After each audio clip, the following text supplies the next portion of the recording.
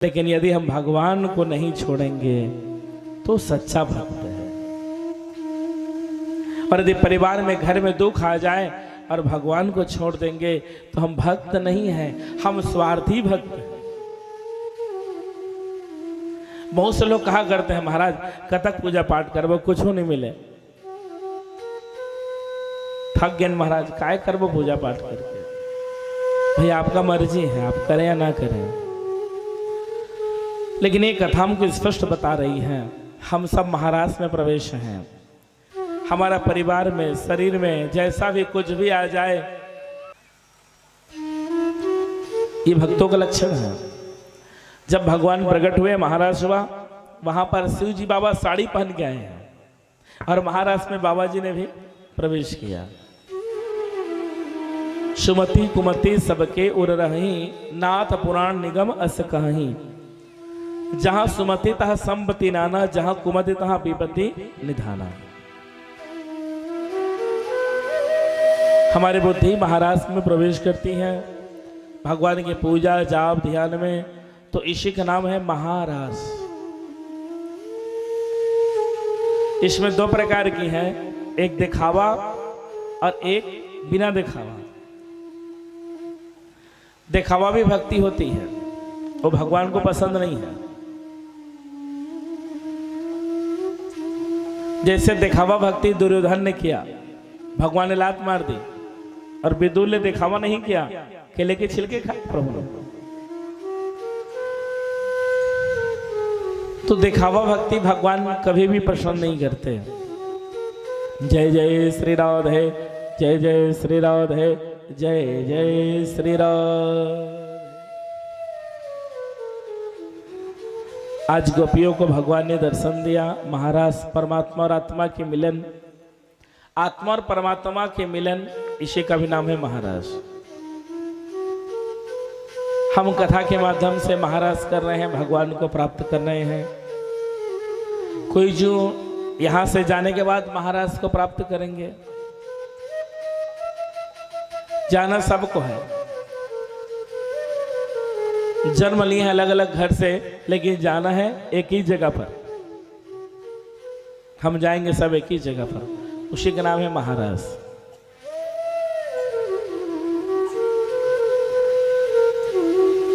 ज्यादा से ज्यादा भगवान के प्रति प्रीति बढ़ती हो, केवल इनका सूत्र है भगवान को याद करना, केवल याद करना। एक जगह में एक जजमान ने हमसे कहा महाराज जी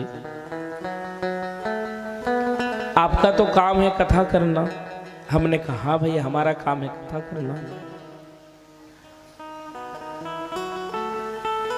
तो सब मानते हैं कि आपके बात को? हमने कहा माने या ना माने वो श्रोता के ऊपर है भैया। अच्छा आगे भी सुन लीजिए। माताएं आप किस कपड़ा को ज्यादा साफ करती हैं? जो गंदा रहता है। साफ सफाई कपड़ा के किसी हाथ में लाते नहीं संतोष भैया। जो गंदा रहता मैला कुचैला उसी कपड़ा को साफ किया जाता है, और जो सफाई रहता उसको साफ नहीं किया जाता। हमने कहा जजमान जी वो माने या ना माने उनके ऊपर है। तो जजमान जी ने कहा महाराज जी भगवान महू नहीं मानत रहे, भगवान ला मैं भी नहीं मानत रहे महाराज। लेकिन जब मैं वहां की कथा सुने तो कथा में एकाएक मोर मन भगवान के प्रति झुकाव हो गया, इसमें समझ नहीं पाए। तो हमने कहा भगवान का काम यही है। एक बार व्यक्ति को अपने ओर भगवान मोड़ लेते हैं, एक बार परमात्मा इशारा करते हैं अपने आप, हम जोड़ते नहीं, भगवान हमको अपने ओर जोड़ते हैं। क्योंकि वही हम सबको मां के गर्भ में बनाए हैं। मुनीश्वर भैया आप और हम सबको किसने बनाया? भगवान ने। किसी में सामर्थ्य है ऐसा मानव बनाने का? गिरधर भैया कोई ब्रजेश और बना पाएंगे? कोई गिरधर और बना पाएंगे? एक उंगली भी तो दिखा के बता दें जो भगवान बनाए हैं।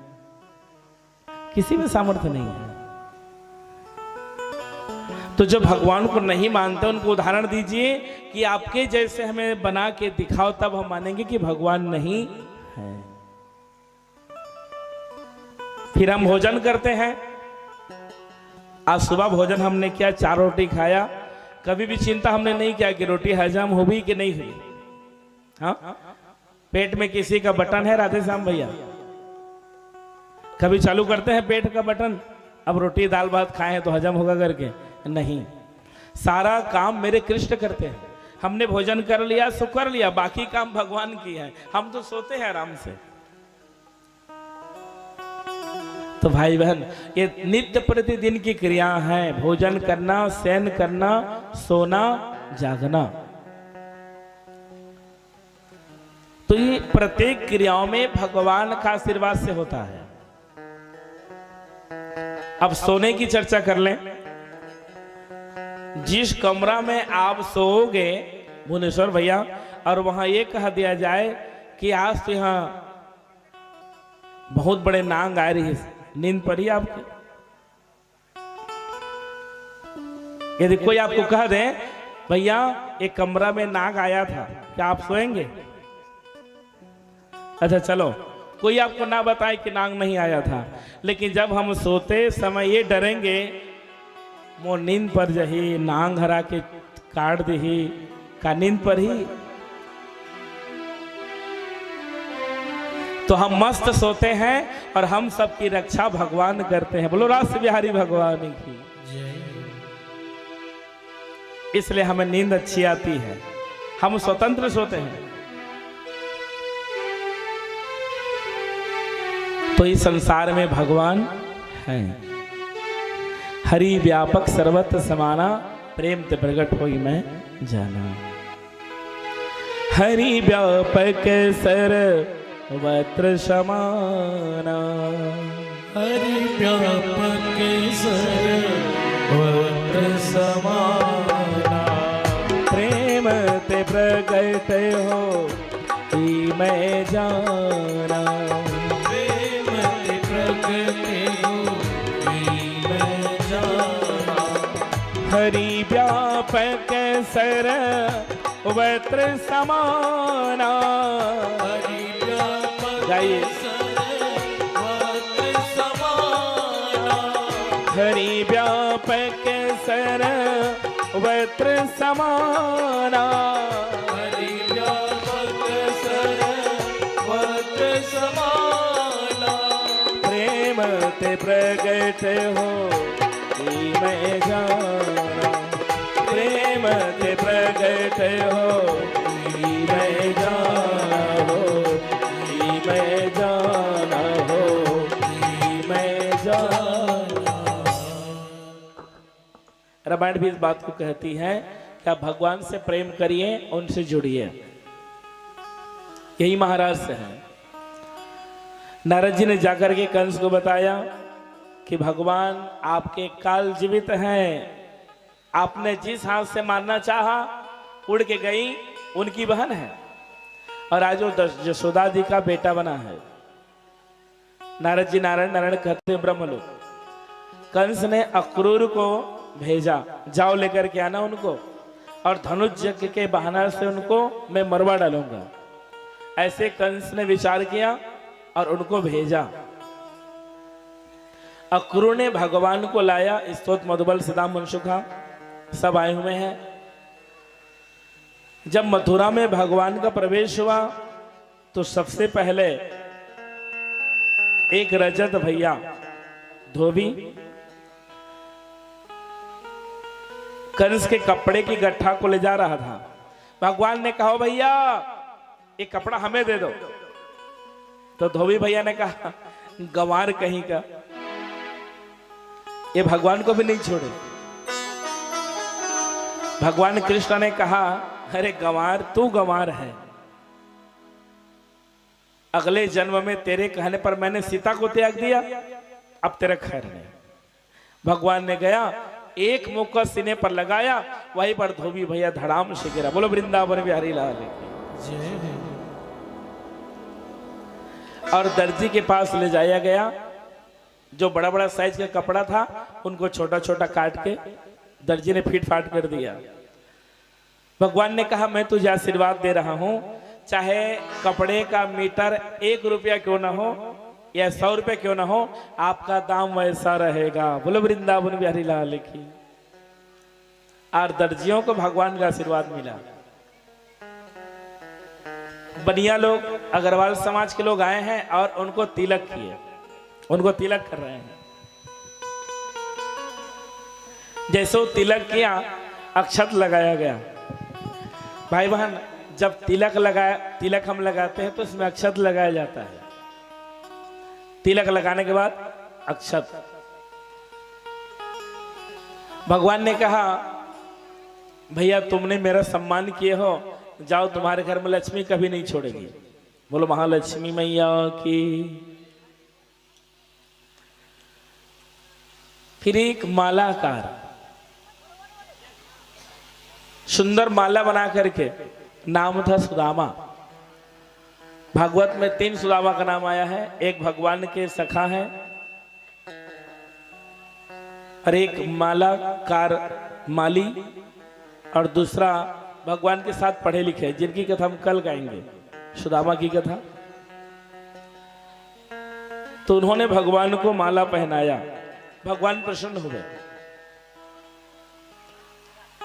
नमस्ते वासुदेवाय सर्वभूत क्षयाय च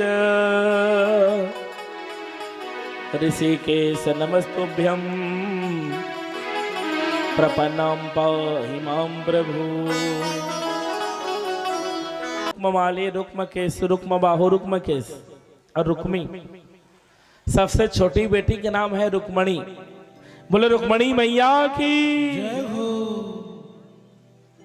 रुक्मणी मैया बार बार सत्संग करती अपने पिता के पास। पहले जमाने में ऐसे सत्संग होता था। बेटा जब अपने पिता के पांव दबाते तो कोई कहानी किस्सा पिताजी सुनाया करते थे। जिस दिन से मोबाइल आया है वो कहानी किस्सा बंद हो गया, क्योंकि बाप के भी पास में मोबाइल, बेटा के भी पास में मोबाइल। बाप भी ऑनलाइन, बेटा भी ऑनलाइन, सब अपने अपने मस्त हैं। देखना ना, खाली समय एक रज भी मिल जाए किसी को, सीधा दिमाग मोबाइल में जाता है। ये सबको एकदम से आकर्षित करके रखा है मोबाइल। बच्चों को तो खास करके ना सौंपे मोबाइल को। पहले जमाने में पिताजी से सत्संग किया करते थे पुत्र, एक एक कहानी सुनाया करते थे। उस कहानी में ज्ञानवर्धक कहानी।